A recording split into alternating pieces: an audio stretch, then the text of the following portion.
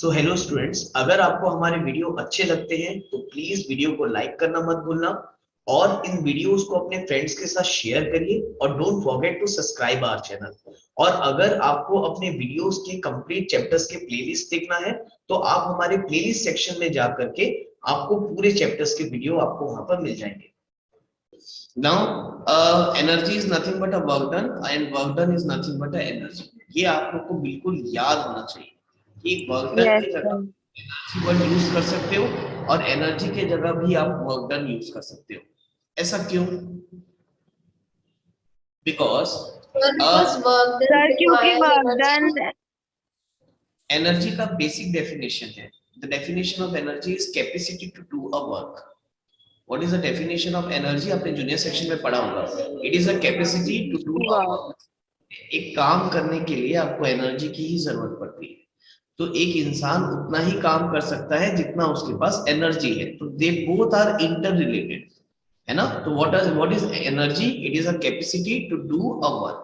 ठीक है, जितना वर्क डन करोगे उतनी ही एनर्जी आपने यूटिलाइज करी। आया समझ में? तो that is why energy is very much connected to the work done. ये चीज बिल्कुल आप याद रखना। कहीं न्यूमेरिकल्स में आपको एनर्जी कैलकुलेट करने बोले, इसका मतलब आपको वर्क डन ही निकालना है। ठीक है, तो what is energy? Definition of energy, it is a capacity to do a work. है ना, एकदम सिंपल वर्ड्स में मैंने आपको बता दिया। Energy is capacity to do a work. Please write down the definition of energy. The amount of energy possessed by a body. Possessed का मतलब उसके अंदर होना, है ना। The amount of energy possessed by a body is equal to the amount of work it can do when its energy is released. काफी technical way में लिखा हुआ है ये, आप सिंपल वर्ड्स में भी लिख सकते हो। The capacity to do a work is known as energy. आप ऐसा भी लिख सकते हो अगर लिखना चाहो।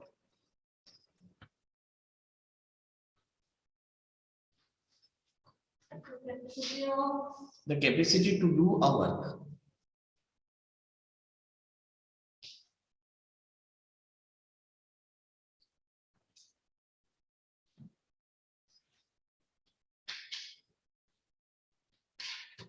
ऑनलाइन में इतने लोग रहते हैं, प्लीज अपने वीडियो ऑन रखा करो, माइक ऑन रखा करो, कम से कम आंसर किया करो बेटा। Few of them only answers की यस सर नो सर। आप लोग आंसर किया करो। Now done. देखो, Yes, अगर sir. हम No, अगर हम sir. किसी से पूछेंगे, अगर हम किसी से पूछेंगे कि आपने कितना वर्क डन किया, जैसे मान के चलो आपका आपका दोस्त है, वो कोई काम किया तो आपने पूछोगे यार आपने कितना वर्क डन किया, तो वो आपको बताएगा कि मैंने 400 जूल का वर्क डन किया। तो उसमें कहीं आपको डायरेक्शन समझ में आएगा क्या No, कि वो sir. No, डायरेक्शन में sir. काम? No, sir. तो एनर्जी और वर्क डन ये दोनों कैसी क्वांटिटी होंगी? ये स्केलर क्वांटिटी होंगी, ठीक है ना। तो energy scalar quantity, is scalar quantity. क्योंकि हमें जब भी एनर्जी या वर्क डन के बारे में बात करेंगे, we will not talk about the directions. वहां हमको कहीं डायरेक्शंस का फील नहीं आएगा, है ना, कि कौन से डायरेक्शन में वर्क हुआ है। That is why it is a scalar quantity. Done. Yes, Yes, sir. sir.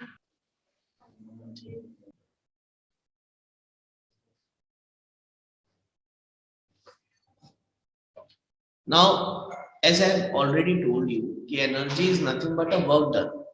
Energy is nothing but a work done. So the unit must be the same.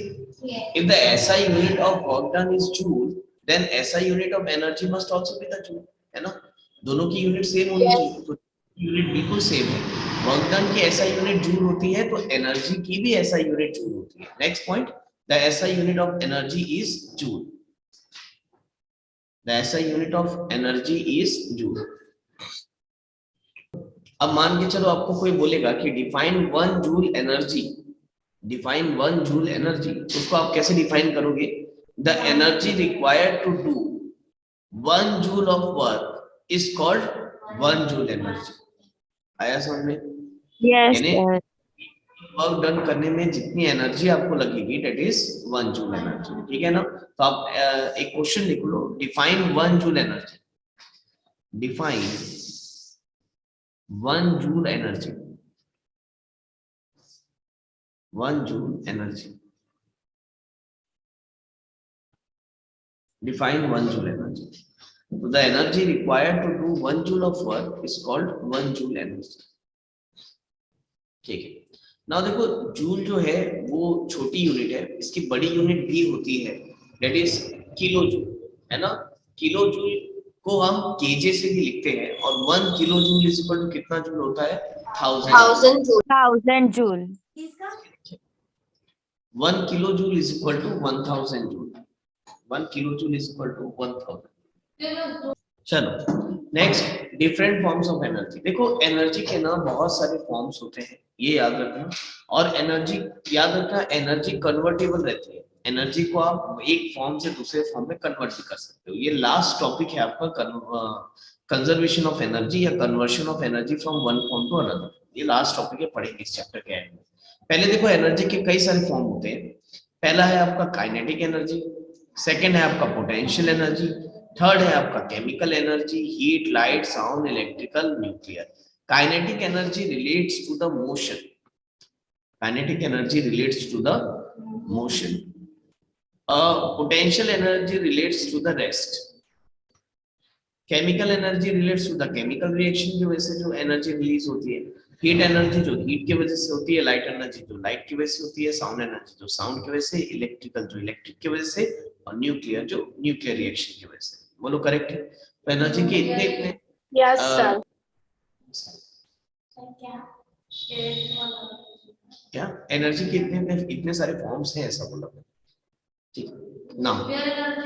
Nuclear reaction, nuclear substances होते हैं ना, नहीं छोटे छोटे से bomb से nuclear weapons बनाने में काम आते हैं, रेडिएशंस रिलीज करते हैं.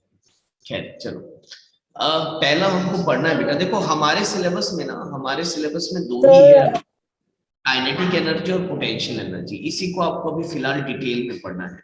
आगे क्या फायर. हाँ, फर्स्ट है आपका kinetic energy. What is kinetic energy? First ना इसको अच्छे से समझो. काइनेटिक एनर्जी होती क्या है? The energy possessed bye an object by virtue of its motion.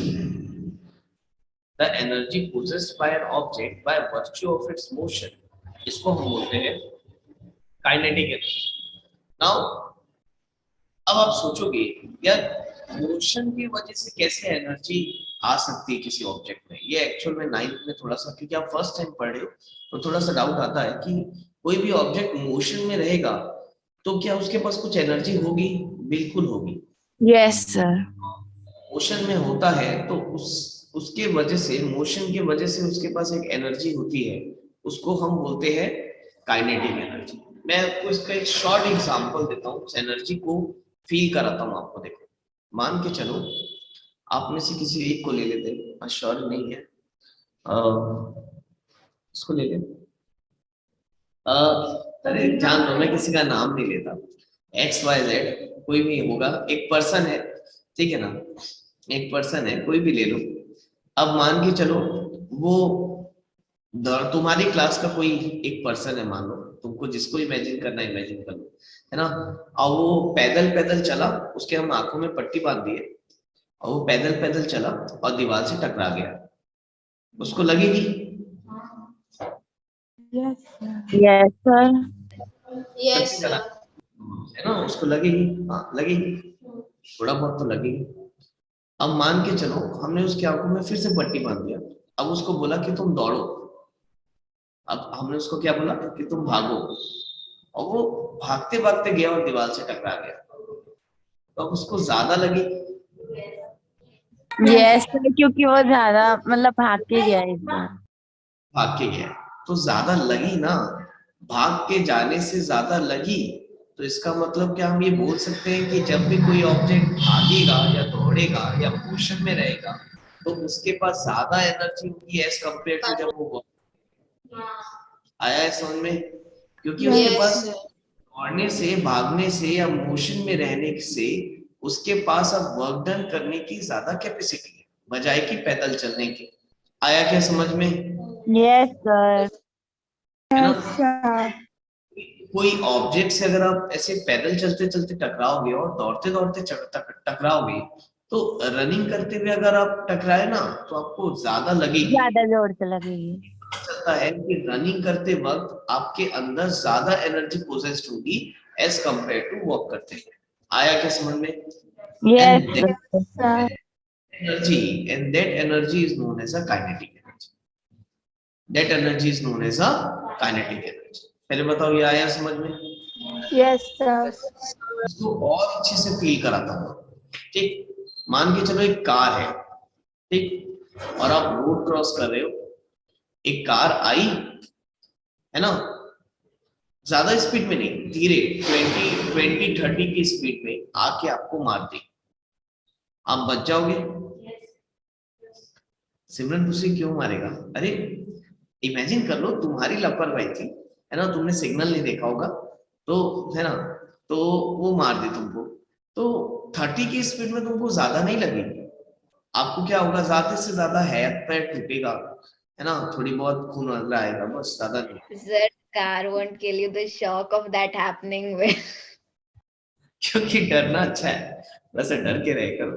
Now अब एक चीज मुझे बताओ, मान लो वही सिग्नल पे तुम क्रॉस कर रहे हो और वो कार कोई हीरो चला रहा होगा, आजकल बहुत सारे हीरो रहते हैं, है ना, वो रहते हैं ना चपरी लोग, बाल वाल स्ट्रेट करके, है ना, वो हीरो लोग कार चला रहे होंगे और वो 60 की स्पीड से निकल गए और तुमको ठोक दिए, है ना, तो फिर तो समझ रहे हो ना, तो आपको यहाँ से फील आना स्टार्ट हो जाएगा धीरे धीरे कि भाई हाँ, अगर ऑब्जेक्ट मोशन में है तो उसके पास ज्यादा एनर्जी प्रोसेस्ड होगी एज कम्पेयर टू जब वो ऑब्जेक्ट धीरे या स्लो है। करेक्ट है? और ये मोशन में वजह से जो ऑब्जेक्ट के अंदर एनर्जी होती है, that specific energy is known as a kinetic energy.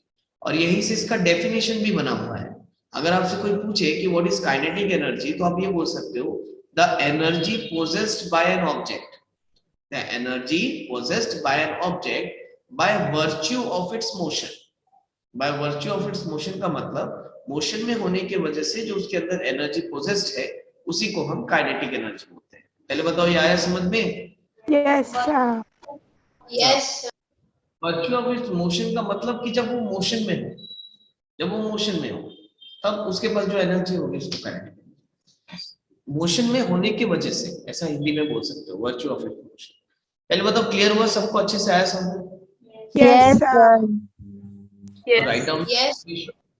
write down the definition। the energy of a body due to its motion is called kinetic energy। अरे मैडम कैसे थोड़ा थोड़ा सा लिखे,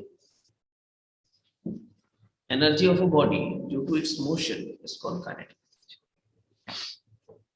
काइनेटिक एनर्जी देखो यार, मैं आपको बता दूं, कभी भी हम किसी भी एनर्जी का फॉर्मूला जब डिराइव करेंगे ना, उसको वर्क डन के रिस्पेक्ट में ही हम डिराइव करेंगे, है ना, क्योंकि हमको मालूम है work done is nothing but a energy, work done is nothing but energy, और हमने वर्क डन को पूरा पढ़ चुका है, उसका फॉर्मूला भी पढ़ चुका है, तो हम फॉर्मूला वर्क डन से डिराइव करना स्टार्ट करेंगे। एस चंद में बहुत बड़ा डेरिवेशन दिया है, आई डोंट नो उसने ऐसा क्यों किया है, हम बिल्कुल शॉर्ट में डिराइव करके मैं आपको बताता हूँ।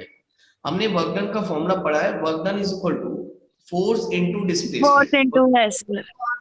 W is equal to F into S। Work done is equal to force into displacement, ये हमको मालूम है। अब देखो बेटा, वर्क डन को आप डायरेक्ट काइनेटिक एनर्जी लिख सकते हो, नो प्रॉब्लम, क्योंकि work done is nothing but energy, और एनर्जी को हम डायरेक्ट यही लिख सकते हैं। फोर्स का फॉर्मूला भी आपको मालूम है, force is nothing but mass into Mass into acceleration। कोई डाउट? No, Now, sir। आप मुझे एक चीज बताओ, आपने एक्सेलरेशन का फॉर्मूला पढ़ा है, आपने पढ़ा है कि a is equal to v minus u upon, है ना। नाउ a की जगह हम रख देते हैं is equal to m into v minus u upon t into s। कोई डाउट यहाँ तक? No, sir। नाउ अब एक काम, मुझे ना s को रिप्लेस करना है, मुझे s को रिप्लेस करना है, तो मैं इक्वेशन ऑफ मोशन का हेल्प ले लेता हूँ, ठीक। अब मुझे आप ये बताओ, अच्छा यार एक काम करो, रुक जाओ, इसको मैं और Sir, you don't have to make A into anything. Leave A, use third equation of motion for S. हाँ, जस्ट वही मैं करने ही वाला था कि a को भी अपन नहीं लिखते, क्योंकि ये डायरेक्ट कैंसिल हो जाएगा अगर मैं थर्ड इक्वेशन यूज करूंगा, तो a को a ही रहने दो, v माइनस u मत लिखो तो भी हो जाएगा। नाउ कैसे होगा, थर्ड इक्वेशन देखो आप, now by third equation of motion, by third equation of motion, by third equation of motion, v square minus u square is equal to 2as. It is correct. Now अब मुझे ये बताओ, क्या यहाँ से आप s की वैल्यू निकाल सकते हो? s की वैल्यू निकलेगी v square minus u square upon 2a must be equal to s. बोलो करेक्ट है? Yes, sir. Yes, ना sir. इसको जरा हम इसमें पुट करेंगे. देखो ये जो हमारा फॉर्मूला था a इंटू एस, इसको मैं आगे कैरी फॉरवर्ड कर रहा हूं. देखो यहाँ पर तो भाई ये आ जाएगा ke must be equal to m into a into, now s के जगह पुट कर दो आप Square minus U square by two. Upon 2a. बोलो करेक्ट है? Yes. तो क्या यहाँ से a और a कैंसिल, तो यहाँ से ke का फॉर्मूला बना half m Half square minus u square. Now this is the actual formula of k, kinetic energy. बोलो क्या हो गया? k is equal to half m v square minus u square. Now what is v beta? v is a final speed, final velocity, or u is the, initial velocity. this is a formula of kinetic energy. Now generally होता क्या है, जितने भी हम questions देखेंगे आपके NCERT में, तो उस generally most of the cases में आपका इनिशियल वेलोसिटी जीरो होता है. यानी जो ऑब्जेक्ट जस्ट चालू, जैसे मान के चलो आप रेस्ट में हो, आप जस्ट दौड़ना स्टार्ट करोगे, तो आप जस्ट दौड़ना चालू कर रहे हो, उसका मतलब आपकी इनिशियल वेलोसिटी क्या है? जीरो है. तो अगर आपका इनिशियल वेलोसिटी जीरो हो गया तो मुझे ये बताओ ke का फॉर्मूला क्या बन जाएगा? तो ke का फॉर्मूला बन जाएगा, it is nothing but half M m v square. आया क्या V समझ में? square. Half m v square. तो ज्यादातर ये फॉर्मूला आप यूज करोगे और अपने टीचर से सुने भी होगे कि k is nothing but half m v square. आया क्या समझ में? तो that is the formula of kinetic energy, that is m v square. Actual formula is half m v square minus u square, लेकिन if initial velocity will get zero, then it will become k is equal to half m v square. दोनों use कर, अरे एक ही बात है ना, उसमें initial velocity zero रखोगे तो यही आएगा half m v square. Correct है ना? एनीवन हैविंग एनी डाउट यहाँ तक? No, sir. No, sir. अगर मास को डबल कर रहे हो तो काइनेटिक एनर्जी 2 टाइम्स से इंक्रीज हो रही है, और अगर वेलोसिटी को डबल कर रहे हो तो काइनेटिक एनर्जी 4 टाइम्स से बढ़ जा रही है. तो हमको ये पता चला कि भाई काइनेटिक एनर्जी जो है वो ज्यादा डिपेंड करती है वेलोसिटी पे, और करनी भी चाहिए. इसका डेफिनेशन ही वही है कि ये एनर्जी आ किसके वजह से रही है? मोशन की वजह से. आया क्या? खैर मास भी एक अच्छा बड़ा फैक्टर है ना. मास पे भी डिपेंड करेगा, वेलोसिटी पे भी डिपेंड करेगा, लेकिन ज्यादा वेलोसिटी पे डिपेंड करेगा. Is that clear to you? ठीक है, Yes. Please note it down, इसको लिखो. तो ये लिखा हुआ है, ये लिखने की अब जरूरत नहीं है आपको, ये भी लिखवा दिया मैंने. तो देखो ये सब मैंने लिखवा दिया, न्यूमेरिकली लिखवा दिया, आप रीड करो. The kinetic energy of a body is directly proportional to the mass of the body. Correct है? वो अपने लिख लिया, सिंबल्स आप पढ़ लोगे.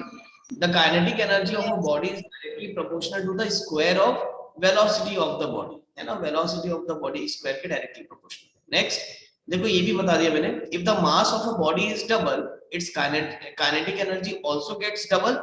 If the mass of the body is half, its kinetic energy also gets half.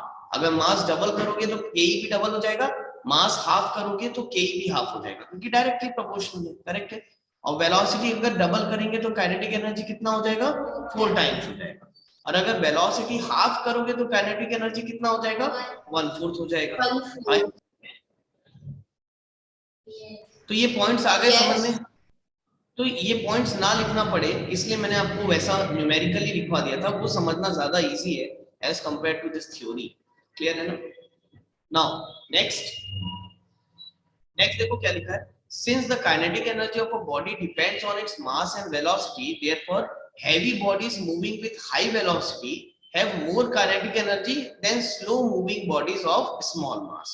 Clear है? मास ज्यादा रहेगा, काइनेटिक एनर्जी मास ज्यादा रहेगा, वेलोसिटी ज्यादा रहेगी, तो ऑफ कोर्स उसकी काइनेटिक एनर्जी भी क्या होगी, ज्यादा होगी।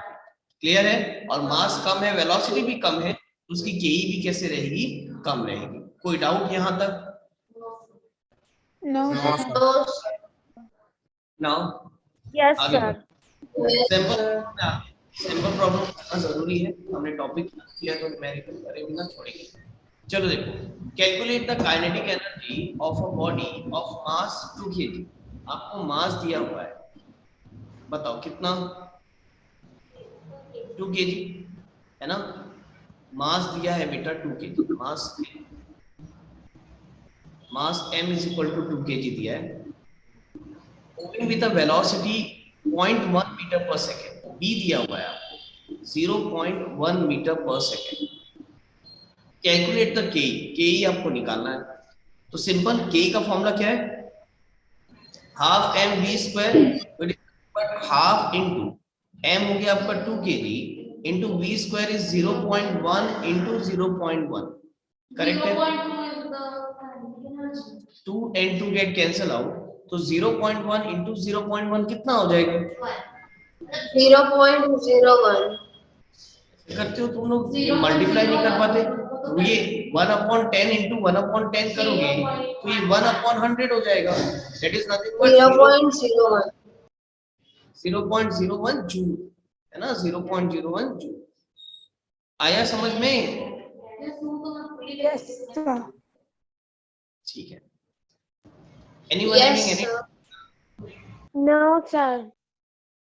Now देखो इसमें क्या दिया है, two bodies of equal masses move with a uniform velocity v and 3v respectively, find the ratio of their kinetic energy। तो ध्यान देना, इसमें टू ऑब्जेक्ट्स हैं ऑफ इक्वल मासेस, दो ऑब्जेक्ट के इक्वल मासेस का मतलब ये हुआ कि सपोज फर्स्ट ऑब्जेक्ट का मास m1 ले लूं मैं, गिवन आपको दिया है, देखो मास m1, आपको फर्स्ट ऑब्जेक्ट का मास आपको m दिया है सपोज कर लो, और सेकेंड ऑब्जेक्ट m2 का भी जो मास है वो कितना दिया है, m दिया है, क्योंकि they have equal masses, correct है? Move with a uniform velocity of v and 3v। First object का जो वेलोसिटी है वो v है, और सेकेंड ऑब्जेक्ट का जो वेलोसिटी है वो कितना है, 3v है respectively. Find the ratio of the kinetic energy, तो इनके काइनेटिक एनर्जी का रेशियो निकालना है, यानी kinetic energy of first object upon kinetic energy of second object निकालना है आपको। रेशियो का मतलब यही होता है ना। चलो देखो, बताओ के ऑफ फर्स्ट ऑब्जेक्ट कितना होगा बेटा, half into m into v square, बोलो करेक्ट है?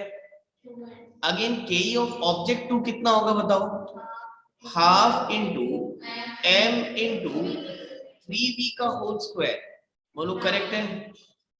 नाउ अब यहाँ पर देखो, जो चीज कैंसिल हो रही है पहले मैं कर देता हूँ, half and half will get cancel out, m से m कैंसिल हो जाएगा, तो यहाँ क्या बचा, यहाँ बचा v square upon 9v square, correct है? Again v square will get cancel out, तो आपका रेशियो कितना आ गया, 1:9। यही आपसे बोला था कि भाई दोनों के काइनेटिक एनर्जी का रेशियो कितना आएगा, 1:9। Sir, 210 joule. 210 जूल, काव्या ठीक है? Yes, और sir. Even I Yes, got sir. 210 joules. 210, okay, good. Let's check. Minus में कैसे आएगी energy, how can it be -200 joule? Final minus initial करना था, तुमने इनिशियल माइनस फाइनल कर दिया। देखो, how much work should be done on a bicycle of mass, है ना? तो आपको गिवन दिया है, given m is equal to 20 kg, ठीक है? Increases its speed from 2 metre per second to 5 metre per second. Speed जो है वो 2 मीटर पर सेकेंड से 5 मीटर पर सेकेंड इंक्रीज हो रही है, इसका मतलब इनिशियल दिया है 2 मीटर पर सेकेंड और फाइनल दिया है 5 metre per second. Now you have to find ignoring all the resistances, हमको सब रेजिस्टेंसेस निग्लेक्ट करना है, और आपको हाउ मच वर्क यानी वर्क निकालना है। देखो अब यहाँ पर देखो, सर दोनों फॉर्मूले से निकलेगा ना? नहीं आप के से निकालो ना बेटा। देखो work done is nothing but energy. नहीं नहीं, उसमें बी स्क्वायर माइनस सी स्क्वायर या बी स्क्वायर। क्यों, इसमें इनिशियल दिया है तो इनिशियल लेना पड़ेगा ना। इनिशियल जीरो थोड़ी ना। अब इसमें बेटा जब इनिशियल ऑलरेडी मेंशन है तो आप जीरो कैसे ले सकते हो, उसको जीरो नहीं ले पाओगे ना। नाउ देखो if you have to calculate the work here ना, अब आप देखो अभी तो मैं काइनेटिक एनर्जी पढ़ा रहा हूं तो आपको समझ में आ रहा है कि के का फॉर्मूला लगाना है। एग्जाम में आपको दिमाग लगाना पड़ेगा। अब आपको यहाँ पर वर्क डन पूछा है तो हमेशा याद रखना कि work done is nothing but energy. Work done is nothing but energy. तो वर्क निकालना है इसका मतलब आपको एनर्जी निकालना है। और अगर u v और m दिया है तो k is the best option. k का फॉर्मूला होता है half m v square minus u square. बोलो करेक्ट है? तो it is half into 20 into yes 5 का स्क्वायर माइनस 2 का स्क्वायर। तो ये हो सर जाएगा। 200 अगेन इसमें कुछ कैंसिल कर देते हैं अपन, 2 1 और 0, तो ये हो जाएगा 10 मल्टीप्लाई बाय 25 माइनस 4, तो इट इज नथिंग बट 21 तो इट इज 210 जूल। यूनिट लिखना नहीं भूलना, ठीक है। चाहे वर्क डन पूछे आपसे, अब इसी को आप वर्क बता सकते हो, एनर्जी बता सकते हो, कोई प्रॉब्लम नहीं। आया समझ में? Yes sir. sir.